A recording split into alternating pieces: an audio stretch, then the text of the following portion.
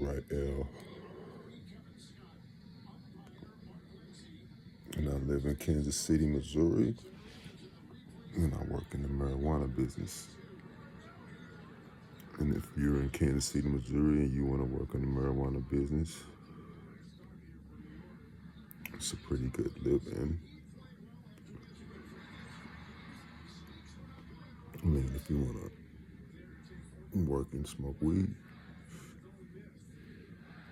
not get like no shit happening to you, because I didn't want to stop smoking weed.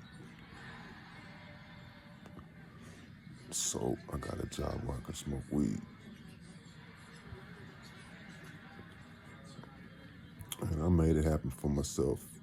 I don't have nobody to thank, just me.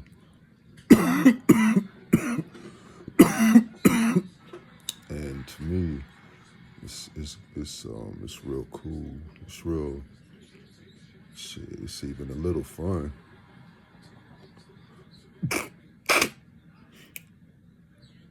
But there's if you live in Kansas City and you also want to work in the marijuana business, there's a staffing agency called Seven Staffing. But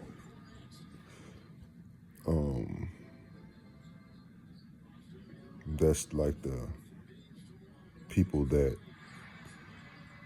they'll get you in. That's what I did. I went to, I think, Indeed.com, and I inquired. I put in marijuana business or marijuana. I don't know if I put marijuana business or if I just put marijuana or whatever store, real marijuana dispensary, and I've been there at the place that I work for, which is Smokies, and they do edibles that are fucking fire as hell. There's only, to me, a couple of places that even compare to Smokies, and that is, I work at Smokies, so I'm not gonna, I guess, give out those other places, but shit, it's weed, man, just find it. But Smokies edibles is fucking fire as hell. But Seven Staffing is what I did. You know what I'm saying? They get me in. What you have to do is pass a background check and pay for you got to pay for the background check. I think it's like $115. The background check might be $30, and the licenses, or it might be the other way around, 85 and 30. I think that's the monetary breakdown. Or monetary mean how much you gotta pay and shit. So $115, they do your background check. As long as you don't have no felonies, you in. I don't have no felonies. You don't have to have a degree. You don't have to have a lot of knowledge of marijuana. They'll call you, ask you some questions about why you want to why do you want to work in the marijuana business, and just be honest. Don't do nothing but be honest, like, throughout the whole process. Because, I mean, it's cool to work in the marijuana business. It's growing in Kansas City.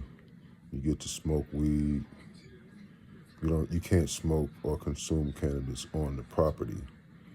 You can't have marijuana on your person, bringing it into the place. You have some cool bosses. You don't have that cool bosses, but they be all right. My bosses, well, I don't really want to call them my boss because I don't have a boss. But, I mean, I'm my own boss. I'm my own God. I create everything in my life through my own mind and through my faith in myself. Everything that I have, I owe to me.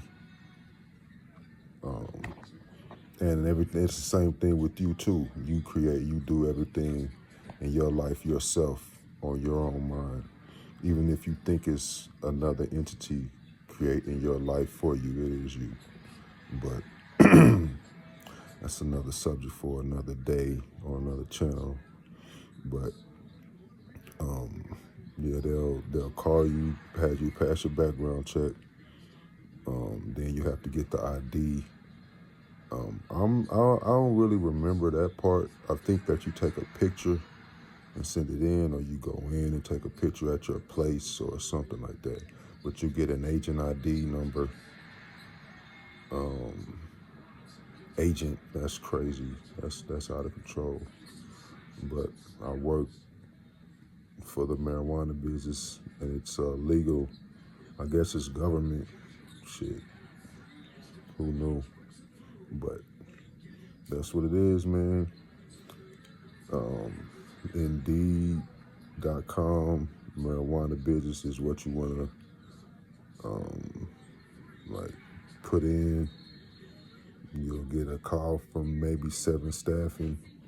They'll do your background check. You pass. I think it's $115 or so, and it's good for like. I have mine on. Maybe I don't have it on. Where is it? Yeah, right here.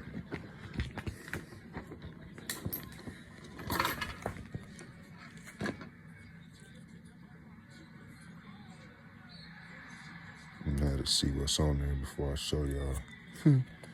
Y'all, that's as if somebody looks at it. But that's an agent ID. And that's my pass behind it. Yeah. Yeah, you'll get one of those and a number, and then you'll be working in the marijuana business. Be a legal weed man. But I want to start like dropping different days, giving y'all, if someone wants to watch it, just doing different videos about cool aspects of working in the marijuana business. And if anybody wants pointers on how to get into it again, but shoot, you just do those things and it's pretty much, set in stone. Well, not set in stone that you'll get it if you pass the background check. You don't have no felonies or, I think, bad marijuana business. I don't know. I don't know if you'll not be able to have marijuana,